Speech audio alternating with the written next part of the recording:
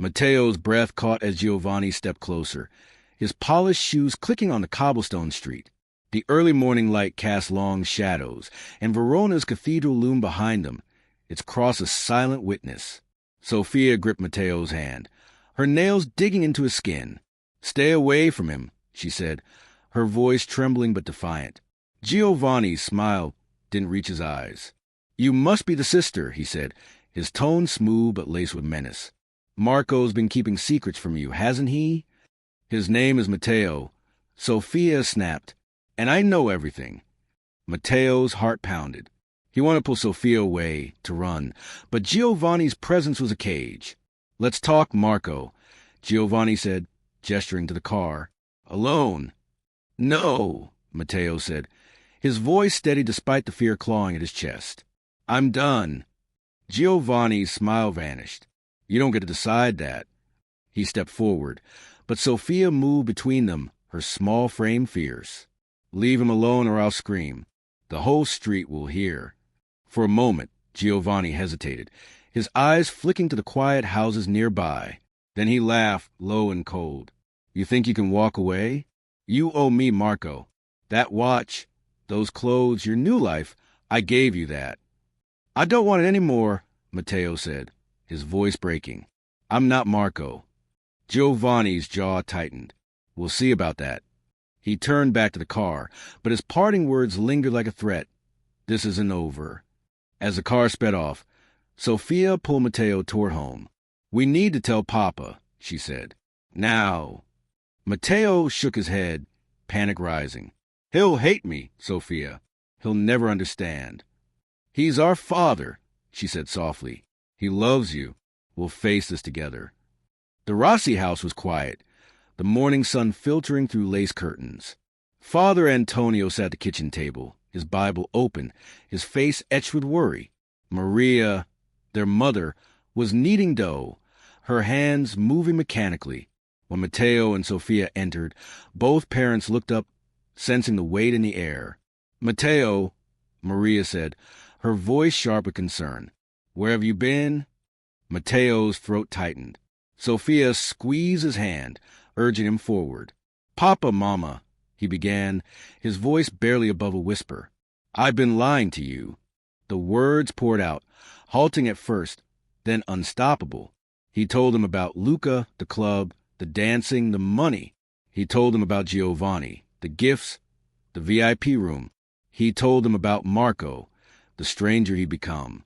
His voice broke as he described the fear, the shame, the thrill that had pulled him deeper. Sophia stood beside him, silent but unwavering.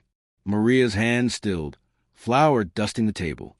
Father Antonio's face was unreadable, his eyes fixed on the cross hanging on the wall. When Matteo finished, the silence was deafening. Finally, Maria spoke, her voice trembling. "Why didn't you tell us? We could have helped you." "I was ashamed," Matteo whispered. "I didn't want to disappoint you." Father Antonio stood, his chair scraping against the floor. Matteo braced himself, expecting anger, rejection. Instead, his father crossed the room and pulled him into a tight embrace. "You are my son," he said, his voice thick. "No matter what you've done, you are my son." Maria joined them, her arms encircling both Matteo and Sophia. "We'll fix this," she said fiercely. "But you need to be honest with us now. Who is this Giovanni?" Matteo hesitated, fear creeping back. "He's dangerous, Mama. He won't let me go." Father Antonio's eyes hardened. "No one owns my son. We'll go to the police." The police station was a stark contrast to Cathedral's warmth. Cold fluorescent lights, the hum of typewriters, officers moving with brisk efficiency.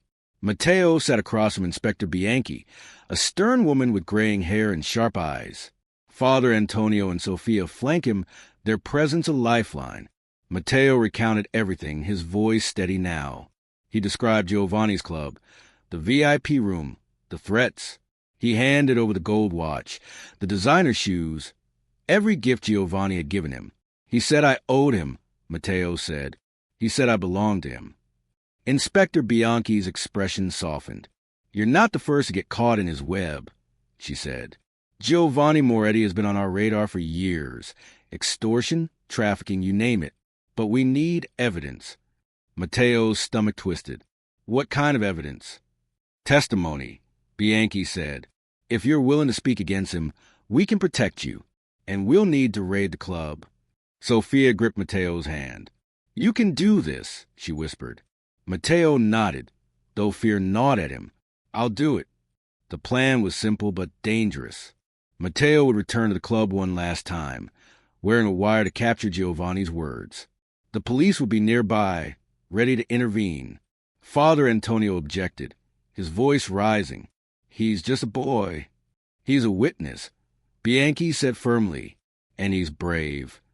That night, Matteo lay awake, staring at the ceiling. He thought of his father's sermons about redemption, about the prodigal son welcome home. Could he be forgiven, not just by his family, but by himself?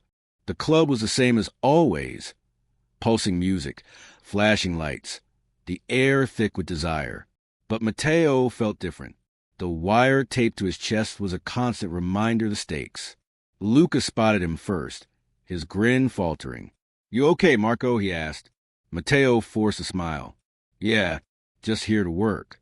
Giovanni was in his office, a glass of whiskey in hand. You're back, he said, his tone unreadable. I thought you'd run. I made a mistake, Matteo said, the lie practiced. I want to keep working. Giovanni's eyes narrowed, but he nodded. Good. I have a client for you tonight. Big spender. Don't disappoint me. As Matteo moved through the club, the wire recorded every word. Giovanni's instructions were damning. Orders to entertain clients, hints at other illegal dealings. Matteo's heart raced, but he kept his expression neutral, dancing as Marco won last time. Then it happened. Sirens wailed outside, and the club erupted in chaos. Police stormed in, shouting orders. Giovanni's face twisted with rage as he realized the betrayal. You, he snarled, lunging for Matteo. But Inspector Bianchi was faster, her gun drawn. Giovanni Moretti, you're under arrest.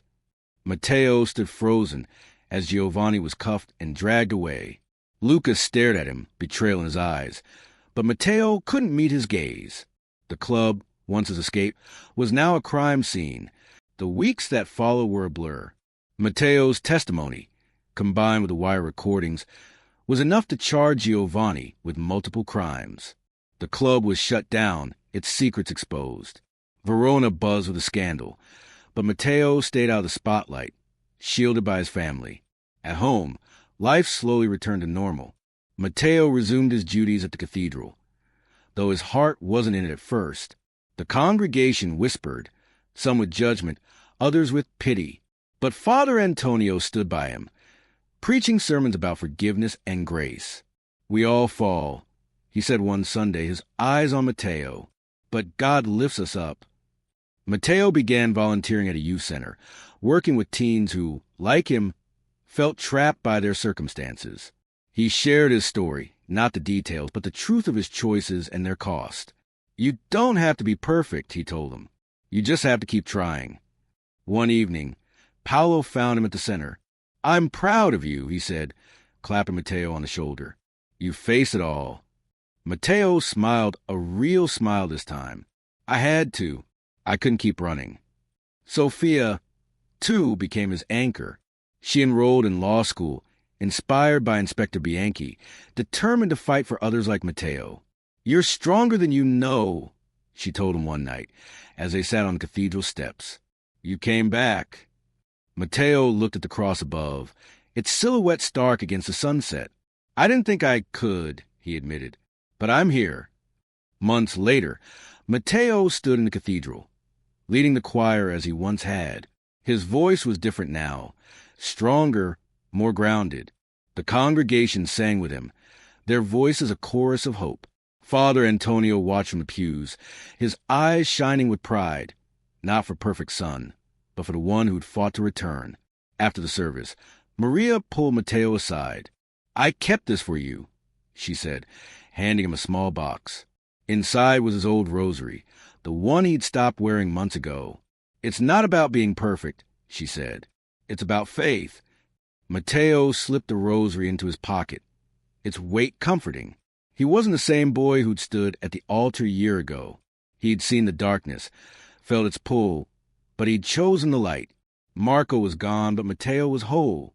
As he stepped into Verona's streets, the cobblestones glowed under the evening sun. Luca was out there somewhere, perhaps still chasing the thrill of the night. Matteo wished him well, but knew their paths had diverged. He had a new purpose now, not to be the priest's son, but to be himself, flaws and all. The cathedral bells rang, their sound carrying over the city. Matteo walked on, his step steady, his heart free. Redemption wasn't a moment, it was a journey, and he was finally home.